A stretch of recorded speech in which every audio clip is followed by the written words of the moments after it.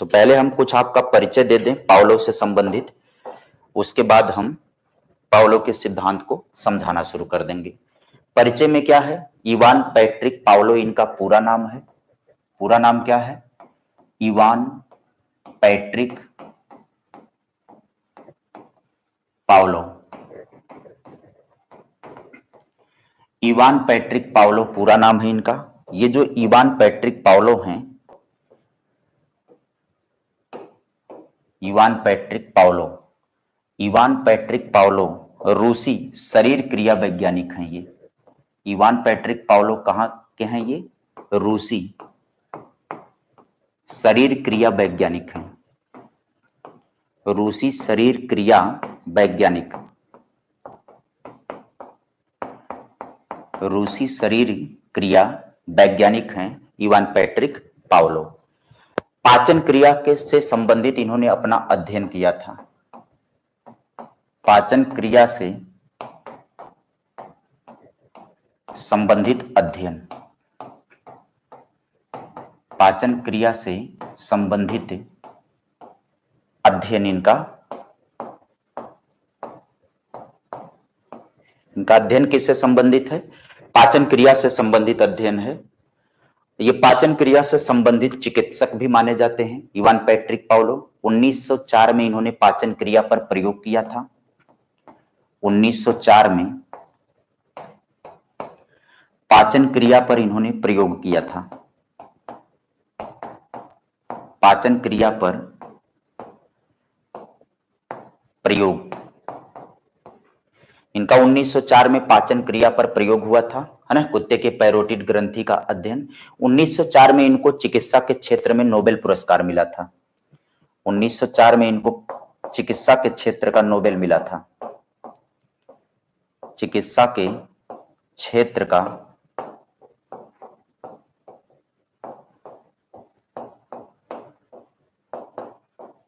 Nobel पुरस्कार, चिकित्सा के क्षेत्र का नोबेल पुरस्कार किनको मिला था? इवान पैट्रिक पावलो को चिकित्सा के क्षेत्र का नोबेल पुरस्कार प्राप्त हुआ था। प्रयोग इन्होंने कुत्ते पर किया था। अनुबंधन के पिता इनको माना जाता है। इवान पैट्रिक पावलो को क्या माना जाता है? अनुबंधन का पिता, अनुबंधन का पिता। आपसे परीक्षा में सवाल पूछ सकता है कि निम्नलिखित में से कौन मनोवैज्ञानिक था? निम्नलिखित में से कौन मनोवैज्ञानिक वैज्ञानिक था, यानी कि विज्ञान से संबंधित था, मनोविज्ञान से संबंधित नहीं था। शरीर क्रिया वैज्ञानिक का, शरीर क्रिया का मतलब फिजियोलॉजी, मतलब जो शरीर के बारे में जानता हो, जो शरीर का अध्ययन करता हो, वही फिजियोलॉजिस्ट जिसको बोलते हैं, वो शरीर क्रिया वैज्ञानिक है।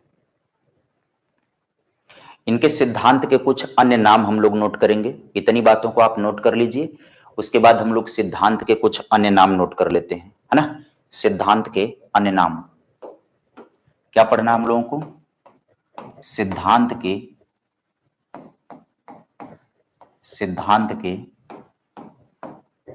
अन्य नाम। इनके सिद्धांत के कुछ अन्य नाम हम लोग पढ़ लेते हैं। अन्य नाम में एक एक करके हम नाम को नोट करते जाएंगे और आप अपना एक एक करके नोट करिए। परंपरागत या प्राचीन अनुबंधन सिद्धांत इसको कहते हैं। परंपरागत या इसी को प्राचीन अनुबंधन का सिद्धांत कहते हैं। प्राचीन अनुबंधन का सिद्धांत, इसी सिद्धांत को कहा जाता है। प्राचीन परंपरागत अनुबंधन का सिद्धांत कहते हैं। संबद्ध प्रतिक्रिया का सिद्धांत इसी को कहा जाता है। संबद्ध प्रतिक्रिया का सिद्धांत इनके सिद्धांत को कहा जाता है। संबद्ध प्रतिक्रिया का सिद्धांत इनके सिद्धांत को कहा जाता है। संबद्ध प्रक्रिया लिखना, संबंध मत लिख लेना, संबद्ध लिखना, जुड़ा हुआ। इसी को शास्त्रीय अनुबंधन का सिद्धांत कहते हैं। शास्त्रीय अनुबंधन का सिद्धांत कहते हैं। शास्त्रीय अनुबंधन का सिद्धांत इसी को कहते हैं, है ना, या इसी को साहचर्य अनुबंधन कहते हैं।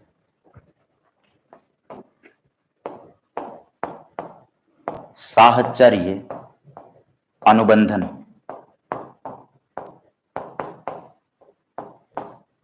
साहचर्य अनुबंधन का सिद्धांत, इनके सिद्धांत को बोला जाता है। इसी को संबंध प्रत्यावर्तन का सिद्धांत कहते हैं। संबंध प्रत्यावर्तन का सिद्धांत कहते हैं। संबंध प्रत्यावर्तन का सिद्धांत, इन्हीं के सिद्धांत को कहा जाता है। इन्हीं को सिद्धांत को प्रतिस्थापक या प्रतिवादी सिद्धांत कहते हैं। प्रतिस्थापक या प्रतिवादी सिद्धांत, प्रतिस्थापक या प्रतिवादी सिद्धांत, इसी सिद्धांत को कहा जाता है प्रतिस्थापक या प्रतिवादी सिद्धांत। इसी को यस टाइप अनुबंधन भी कहते हैं। इतना नाम नोट करना, फिर आगे चलता हूं।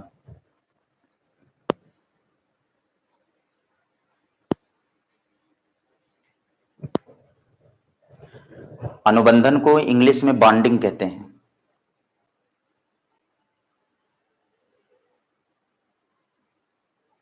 अनुबंधन को बॉन्डिंग कहते हैं। रूसी शरीर क्रिया का मतलब होता है, रूस के ये थे, शरीर क्रिया का मतलब ये फिजियोलॉजिस्ट थे। चलो आगे बढ़ो, आगे पर चलना। अगला सिद्धांत, इसी को यस अनुबंध भी कहते हैं। इन्हीं के सिद्धांत को यहीं पर लिख लेना, आखिरी नाम है, यस अनुबंध का सिद्धांत कहते हैं। यस टाइप थ्योरी इसको बोलते हैं। यस टाइप थ्योरी, यस अनुबंधन का सिद्धांत इनको बोला जाता है।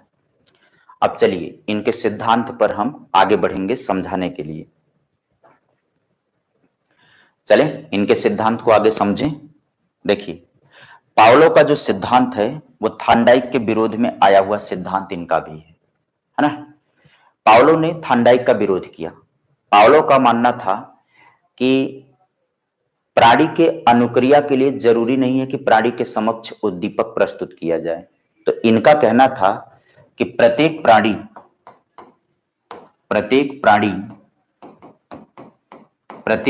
की कुछ जन्मजात क्रियाएं तथा अनुक्रियाएं होती हैं। प्रत्येक प्राणी की कुछ जन्मजात क्रियाएं तथा अनुक्रियाएं होती हैं। क्रियाएं तथा अनुक्रियाएं होती हैं, यानी कि प्रत्येक प्राणी कुछ जन्मजात क्रियाएं और अनुक्रियाएं करता है। प्राणी कोई भी व्यर्थ की अनुक्रिया नहीं करता है, इनका कहना है। ये कहते हैं कि प्रत्येक प्राणी की कुछ जन्मजात क्रियाएं तथा अनुक्रियाएं होती हैं, और ये जो जन्मजात क्रियाएं और अनुक्रियाएं होती हैं, ये जो जन्मजात क्रियाएं और अनुक्रियाएं प्राणी की होती हैं, इन्हीं जन्मजात क्रियाओं और अनुक्रियाओं को इन्होंने स्वाभाविक अनुक्रिया कहा। इन्हीं को क्या कहा जाता है? स्वाभाविक अनुक्रिया कहा जाता है। स्वाभाविक अनुक्रिया कहा जाता है। स्वाभाविक अनुक्रिया कहा जाता है। ये स्वाभाविक अनुक्रियाएं प्राणी कब करता है? ये स्वाभाविक अनुक्रियाएं प्राणी तब करता है, इसी में लिख देता हूं, ये अनुक्रियाएं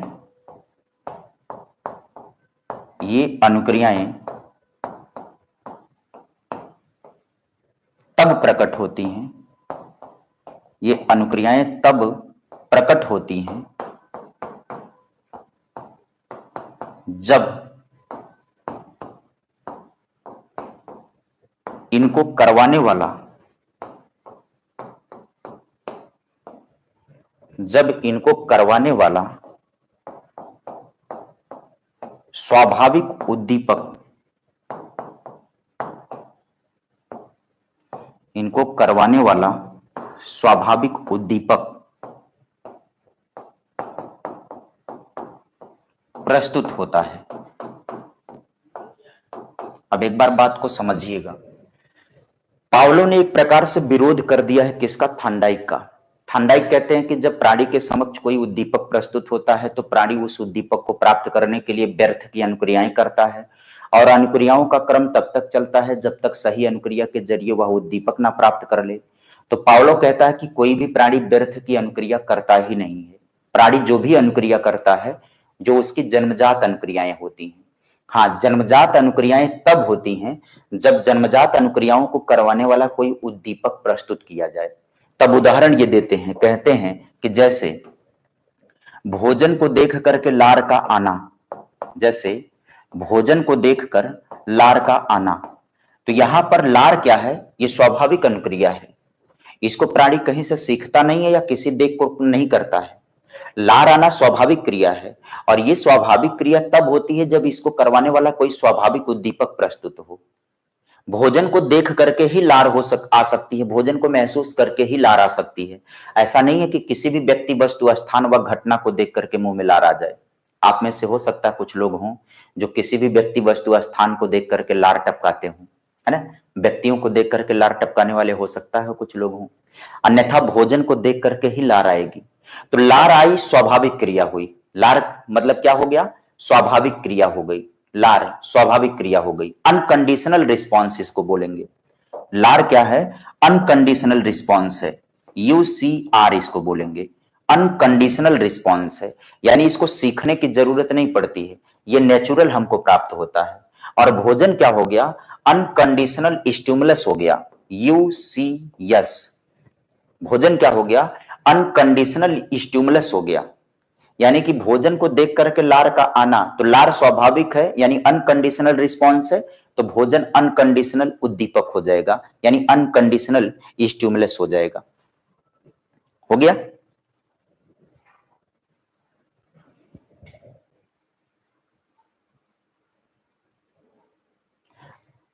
अरे इसको नैमित्तिक नहीं कहते हैं, कल हमने समझाया था स्किनर में ना, नैमित्तिक तो स्किनर को कहते हैं।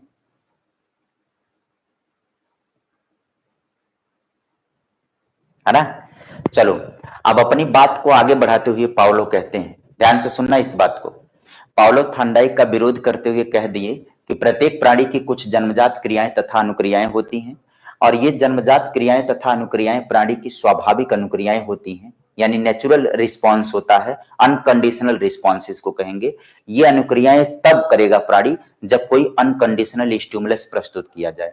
और अपनी बात को आगे बढ़ाते हुए पावलो कहते हैं, ये अलग बात है कि जब हम अनकंडीशनल स्टिमुलस के साथ, जब हम अनकंडीशनल स्टिमुलस के साथ यानी कि स्वाभाविक उद्दीपक के साथ बार बार किसी अस्वाभाविक उद्दीपक को प्रस्तुत करेंगे, जब हम किसी स्वाभाविक उद्दीपक के साथ यानी अनकंडीशनल स्टिमुलस के साथ बार बार किसी अस्वाभाविक उद्दीपक को प्रस्तुत करेंगे, तो स्वाभाविक अनुक्रिया का अनुकूलन उसके प्रति भी हो जाएगा।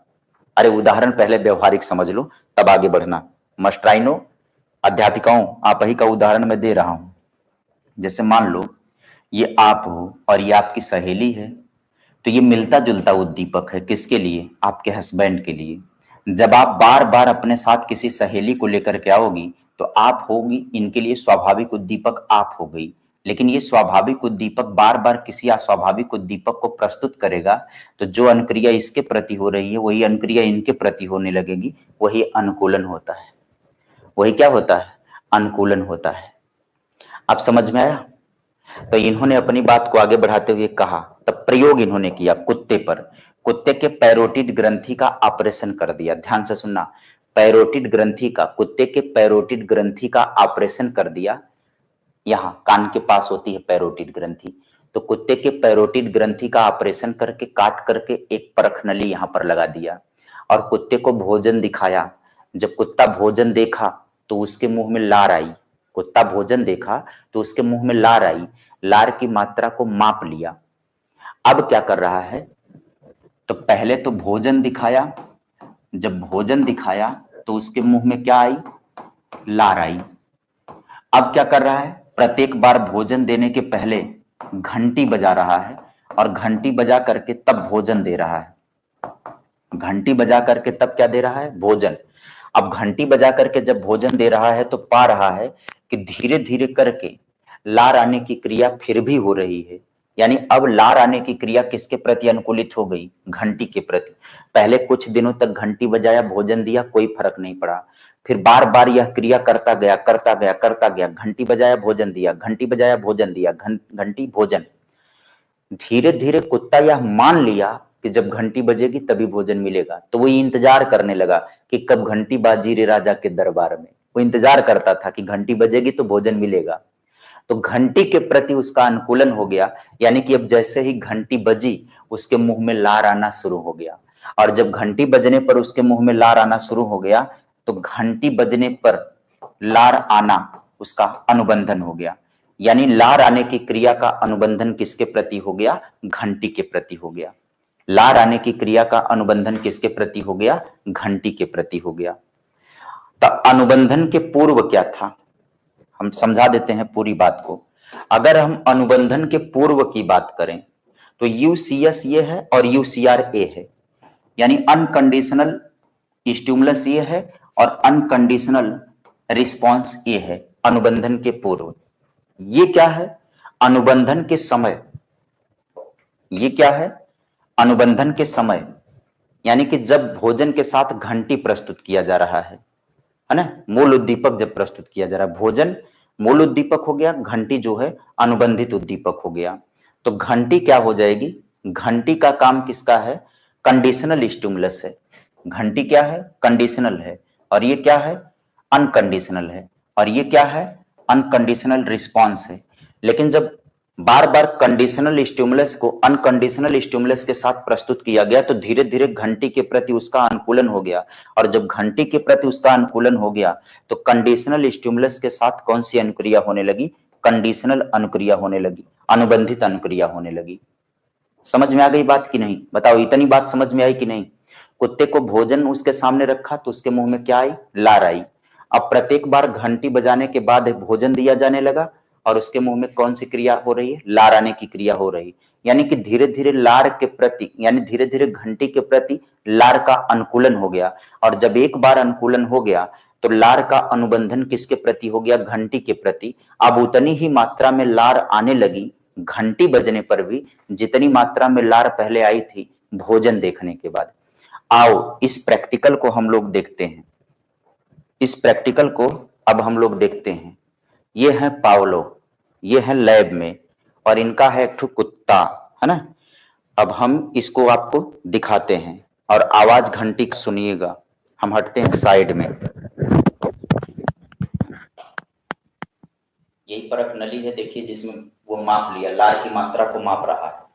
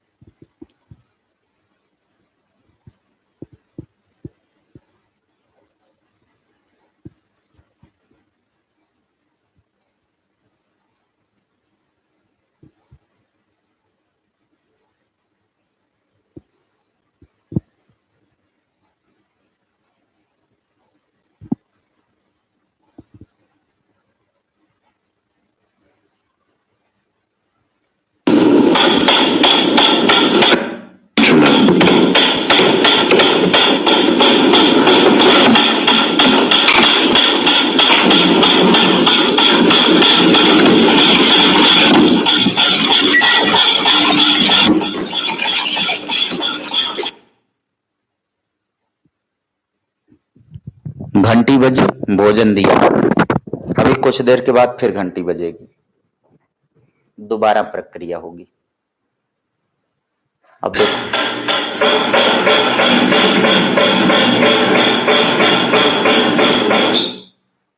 देखो घंटी बजी, लार गिरी।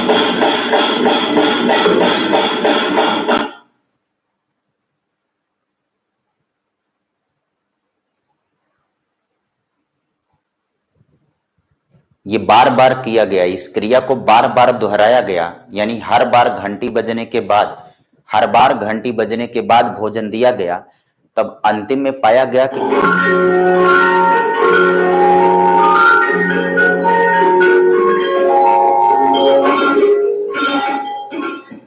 मतलब किसी भी प्रकार की घंटी बज रही है, किसी भी प्रकार की घंटी बज रही है,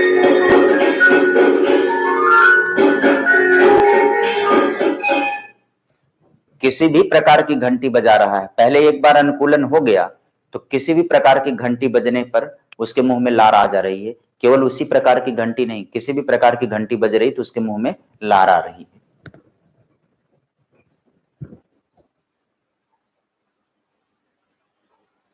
अरे कान से लार नहीं आ रही, कान के पास पैरोटिड ग्रंथि होती है, इसी का ऑपरेशन करके वो यहीं से लार को माप रहा है, बाकी कान के पास लार नहीं आती। कान के पास ग्रंथि होती है, हमारे मुंह में 3 जोड़ी लार ग्रंथियां होती हैं हमारे अंदर। पैरोटिड ग्रंथि होती है कान के नीचे, दोनों कान के नीचे पैरोटिड ग्रंथि होती है ना। सबलिंगुअल होती है जिह्वा के नीचे, मैंडिबुअल होती है जबड़े के नीचे। फिर से दिखा देते हैं, देख लो फिर से। हम यहां पर क्रियाओं को कम किया गया है, यहां पर बीच में 60 है, ध्यान से देखना और कुछ बातें अपने आप से समझ लेना। उतनी बड़ी वीडियो नहीं दिखा सकते ना कि बार बार वो करता। पहली बार देखो लार को माप रहा है भोजन दिखाने के बाद, ये भोजन दिखाने के बाद पहली बार लार को माप रहा है कि कितनी मात्रा में लार आ रही है भोजन दिखाने पर। अब वो बार बार घंटी बजा करके तब भोजन देगा।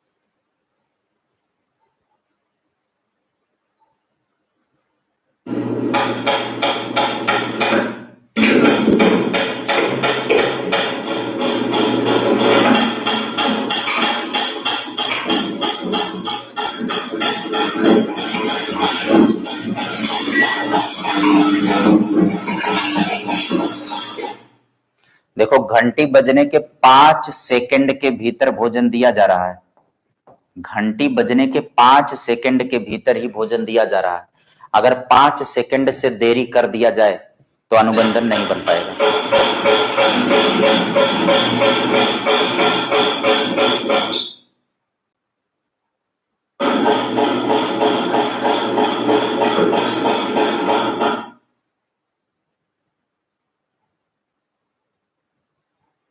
हाँ, क्लासिकल कंडीशनिंग थ्योरी।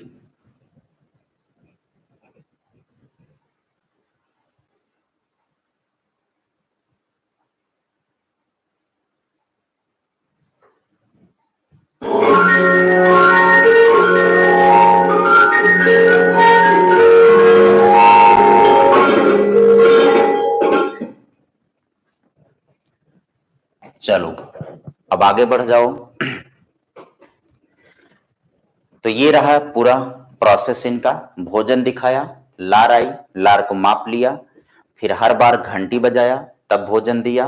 धीरे धीरे धीरे धीरे घंटी बजने पर लार की मात्रा बढ़ने लगी और एक समय ऐसा आया कि सिर्फ घंटी बजने पर ही उतनी मात्रा में लार मुंह में आने लगी जितनी मात्रा में वह भोजन देख करके लार निकाला था। तो पहले अनुकूलन हुआ, फिर अनुबंधन हो गया।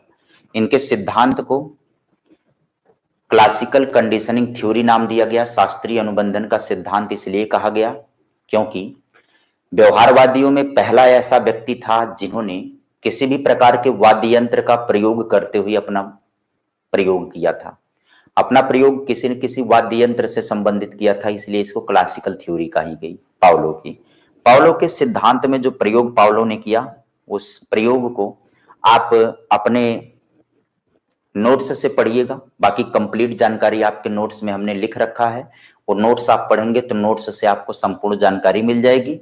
इनके अलावा पावलो ने अपने नियम से, अपने प्रयोग से कुछ नियम पावलो के सिद्धांत से भी निकलता है। पावलो के सिद्धांत से कुछ नियम निकलता है। नियम क्या निकलता है? एक नियम निकलता है आंतरिक अवरोध का, जो कि जानना आपके लिए बहुत जरूरी था।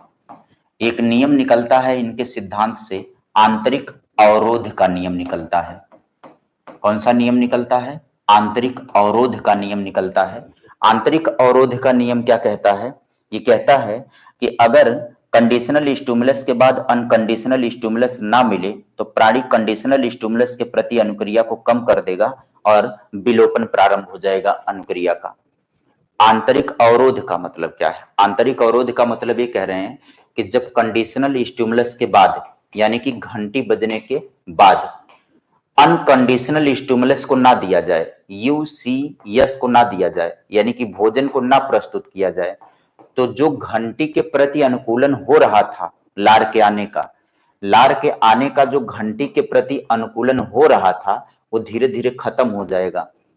इसी को आंतरिक अवरोध का नियम कहते हैं। ये कि अनुकूलन के लिए जरूरी है कि कंडीशनल स्टिमुलस के बाद अनकंडीशनल स्टिमुलस को जरूर प्रस्तुत किया जाए, कंडीशनल स्टिमुलस के बाद अनकंडीशनल को जरूर प्रस्तुत किया जाए। इसके बाद एक बाह्य अवरोध का नियम ये समझाते हैं। इसके बाद एक नियम ये समझाते हैं, कौन सा? बाह्य अवरोध का नियम। बाह्य अवरोध का नियम। बाह्य अवरोध के नियम में ये क्या बताते हैं? बाह्य अवरोध के नियम में ये बताते हैं कि अगर कंडीशनल स्टिमुलस के साथ कोई नया उद्दीपक दे दिया जाए तो सीखने की गति धीमी हो जाएगी। कंडीशनल स्टिमुलस के साथ कोई नया उद्दीपक प्रस्तुत कर दिया जाए, मतलब यह है कि घंटी के साथ घंटी व भोजन के बीच में कोई अन्य आवाज अगर कर दिया जाए, घंटी व भोजन के बीच कोई अन्य आवाज, घंटी व भोजन के बीच कोई अन्य आवाज अगर कर दी जाए, घंटी व भोजन के बीच, यानी कि घंटी बजने के बाद जो भोजन दिया जा रहा है उसी के बीच कोई और चिल्लपो मचा दिया जाए तो अनुकूलन के लिए लेट हो जाएगा। जैसे गाड़ी की आवाज आ गई, हार्न बज गया गाड़ी का, तो अनुकूलन में विलंब हो जाएगा, अनुकूलन बाधित हो जाएगा। और एक इन्होंने बताया है कंडीशनल स्टिमुलस और अनकंडीशनल स्टिमुलस का जो क्रम होगा वो कौन सा होगा। तो क्रम में मैं केवल इतना लिख देता हूं कि जो क्रम होना चाहिए, घंटी बजने के 5 सेकंड बाद, घंटी बजने के 5 सेकंड बाद, 5 सेकंड बाद भोजन प्रस्तुत किया जाए। 5 सेकंड बाद क्या प्रस्तुत किया जाए? भोजन प्रस्तुत किया जाए। अगर इसके अंदर भोजन नहीं मिल गया तब अनुकूलन बनने में काफी टाइम लगेगा। अगर इसके अंदर भोजन ना दे दिया जाए तो अनुकूलन बनने में काफी समय लगेगा, यानी कि अनुकूलन की समस्या उत्पन्न हो जाएगी, अनुकूलन हो नहीं पाएगा, है ना। यदि मूल उद्दीपक के प्रति की जाने वाली क्रिया मिलते जुलते अन्य उद्दीपकों के प्रति वही अनुक्रिया होने लगेगी। एक इन्होंने और नियम दिया है, उद्दीपक सामान्यीकरण का नियम इन्होंने दिया है। उद्दीपक सामान्यीकरण का नियम इन्होंने दिया है। आपसे सवाल पूछेगा ये परीक्षा में, ध्यान रखिएगा, कोई भी नाम पूछ दे, उद्दीपक सामान्यीकरण का नियम किससे संबंधित है? उद्दीपक सामान्यीकरण का नियम भी पावलो से संबंधित है। क्यों? क्योंकि पावलो ने, अभी आपने देखा कि एक प्रकार की घंटी बजाई तब भोजन दिया और अनुकूलन स्थापित हो गया, और जब अनुकूलन स्थापित हो गया तो दूसरे प्रकार की घंटी बजने पर भी उसके मुंह में लार आने लगी। दूसरे प्रकार की घंटी बजने पर भी उसके मुंह में लार आने लगी। तो यही है उद्दीपक के सामान्यीकरण का नियम कि एक प्रकार के, यानी कि मूल जो कंडीशनल स्टिमुलस है, जो मूल उद्दीपक है अस्वाभाविक, उस मूल अस्वाभाविक उद्दीपक से अनुकूलन हो जाने पर अगर उससे मिलता जुलता कोई अन्य उद्दीपक प्रस्तुत करेंगे तो वही अनुक्रिया होने लगेगी। इसी को उद्दीपक का सामान्यीकरण कहा है। किसने? पावलो ने।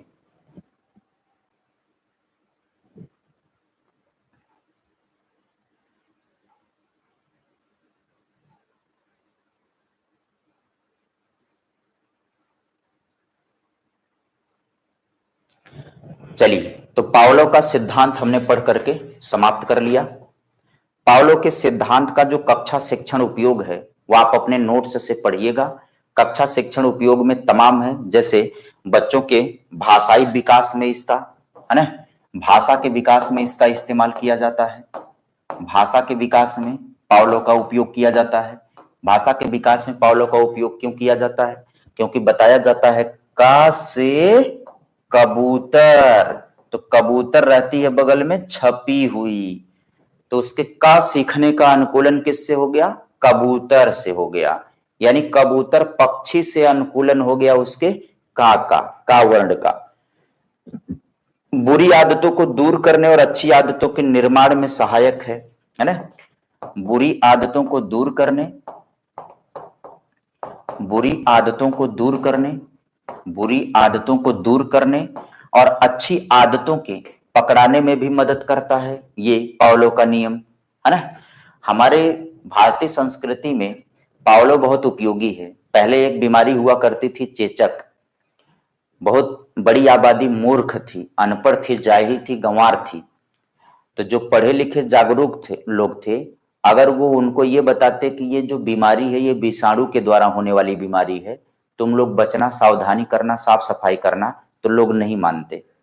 तो कहा गया कि बीमारी नहीं है, माता रानी का प्रवेश हुआ है आपके घर, माता रानी आई है। अब अगर देवता आ गए घर पर तो साफ सफाई तो करोगे ही, मलिचपना तो मचाओगे नहीं। देवी देवता घर पर आ गए हैं तो लोग साफ सफाई करने लगते थे, तगड़ बगड़ नहीं खाते थे। हाँ, मतलब एकदम नॉनवेज से तो पूरा दूर हट जाते थे, लहसुन प्याज और अड़का तड़का भी मारना बंद कर देते थे। धीरे धीरे बीमारी पर कब्जा हो जाता था, क्योंकि लोगों में भय था, धर्म का भय, वो अस्वाभाविक उद्दीपक था। धीरे धीरे लोग सही, मतलब सही आदतों के लिए अनुकूलन करवाना होता है। गांधी जी को नोटों पर इसलिए नहीं छापा गया कि राष्ट्रपिता हैं, मालिकाना हक है उनका ना, गांधी के आदर्श लोगों के बीच जिंदा रहे इसलिए नोटों पर गांधी आए। लेकिन हमारा समाज गलत अनुकूलित हो गया है। अब नोटों के गांधी को नहीं देखते, हम लोग मूल्य को देखते हैं, कितना डिजिट लिखा हुआ है। तो पावलो हमारे जीवन में हर जगह है। मम्मी जब सुबह सवेरे आपको जगाने आती रही होगी कि टाइम से उठ जाओ बेटा, उठो लाल अब आंखें खोलो, पानी लाई मुंह को धो लो। हम लोग ये खाली कविताओं में पढ़ते थे, बाकी मम्मी ये कभी नहीं बोलती थी कि उठो लाल अब आंखें खोलो, पानी लाई मुंह को दे लो। मम्मी बोलती थी उठो लाल अब आंखें खोलो, लाठी लाई हूं, पीठ दिखा दो। अगर टाइम से नहीं उठे तो कुटम्मस हो जाता था। तो उसमें क्या हुआ था, अनुकूलन हो गया था। मम्मी जैसे ही कमरे के दरवाजे पर पहुंची या मम्मी जैसे ही अपने करीब पहुंची, उसके पैरों की आहट सुन करके ही बंदा खट से उठ के अलर्ट हो गया। तो यहां पर भी अनुकूलन है। मान लो छुप छुप के टीवी देख रहे हैं कमरे में घुस के, छुप छुप करके कमरे में घुस के टीवी देख रहे हैं, और मम्मी अचानक आने लगी बाहर से, तो उनके पैरों की आवाज भी पता चलती थी कि कौन आ रही, मम्मी आ रही। यह अनुकूलन था हमारा। आप रात में मोबाइल चलाते होंगे ना, मोबाइल चला करके इसे साइड में कहीं रखते होंगे, मेज पर रखते होंगे, कुर्सी पर। एक तो जबरदस्त उदाहरण दूं, आप कपड़ा धुलते होंगे, जब कपड़ा धुल करके ले जाते होते हैं सुखाने के लिए ना, तो कहीं डारा वारा बनाए होंगे कपड़ा सुखाने के लिए। मान लो बरसात में आंधी तूफान आया और डारा टूट गया, और खुदे गए लपेट करके उसको रखे आप कि डारा तो टूट गया है, लेकिन फिर भी अगले सुबह जब नहाओगे कपड़ा लेकर के एकदम टन टन टन टन भागते हुए वहीं पर जाओगे, और वहां जाओगे तब देखोगे टूटा हुआ डारा, तब वहां कहोगे वो हम ही तो रखे थे। ये है अनुकूलन, बार बार करना। तो आदत का निर्माण है ना, इसी से होता है, पावलो के अनुकूलित अनुक्रिया से ही होता है। अच्छी आदतों के निर्माण में पावलो बहुत उपयोगी होता है। ठीक है, हाँ।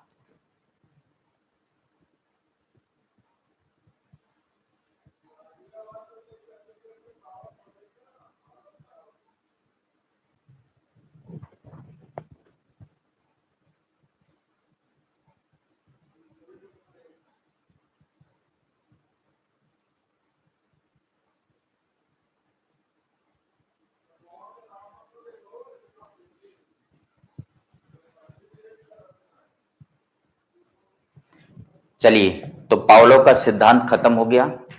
अब नया सिद्धांत शुरू करूं, उसके लिए टाइम नहीं है, 10 मिनट में कोई सिद्धांत खत्म नहीं होगा। तो नए सिद्धांत को खत्म करने का टाइम नहीं है, तो अब हम लोग शुरू करेंगे, अगला सिद्धांत पढ़ना शुरू करेंगे। कोहलर का पढ़ना शुरू करेंगे। कोहलर का यानी कि हमने व्यवहारवादियों में थांडाइक पढ़ लिया, स्किनर पढ़ लिया और पावलो पढ़ लिया। अब हम लोगों को पढ़ना है अंतर्दृष्टि यानी कि सूझ का सिद्धांत। तो अंतर्दृष्टि और सूझ के सिद्धांत का अध्ययन करना शुरू करेंगे हम लोग कल, और कल ही अंतर्दृष्टि और सूझ का सिद्धांत भी पढ़ करके हम खत्म कर लेंगे। तो फिर हम पढ़ाएंगे आपको पियाजे और वाइगोत्स्की। उम्मीद करूंगा कि दीपावली के पहले पहले हम पियाजे, वाइगोत्स्की और कोहलर वर्ग नैतिक विकास ये सब पढ़ करके हम लोग खत्म कर लेंगे। जब दीपावली में आपको समावेशी शिक्षा का मैं वीडियो दिलवा दे रहा हूं, दीपावली में आप समावेशी शिक्षा की वीडियो पढ़िएगा।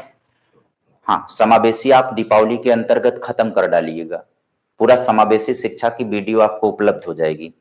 उसके बाद दीपावली बाद जब हम लोग मिलेंगे, अभी परेशान मत हो जाना कि अभी से छुट्टी हो जाएगी, नहीं नहीं, अभी तो हम पूरा खत्म करेंगे, पियाजे, वाइगोत्स्की, कोहलबर्ग तक आपको पढ़ाएंगे।